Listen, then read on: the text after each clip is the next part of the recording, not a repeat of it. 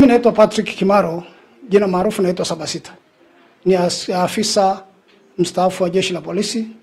Binafsi pia nimekuwa na furaha ya kuona kile ambacho niliwaambia wananchi kwa ujumla, jamii, kwamba niko mbioni kutengeneza jeneza, na furahi kuwaambia kwamba leo nimepokea jeneza langu.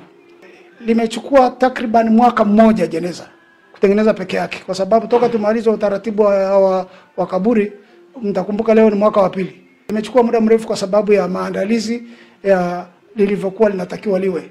Lina tofauti na majeneza mengine kidogo, kwa sababu hata sehemu ya juu sio kawaida sana kuona jeneza ambalo sehemu ya juu, kwa maana hii top au mfuniko ni kioo kuanzia mwanzo, kwa maana ya miguuni mpaka kule kichwani kama lilivyo hili hapa.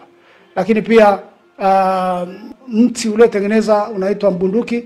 Ni mti ambao ni wa gharama kubwa, au ni mbao ambayo inazuia au inaweza kuhimili kuharibiwa na wadudu kama mchwa na wadudu wengine. Niliwahi kusema kutengeneza kaburi ni hatua ya mwanzo, lakini kama mnavyofahamu kwa utaratibu wa maziko ya Kikristo, kaburi huenda sambamba na jeneza.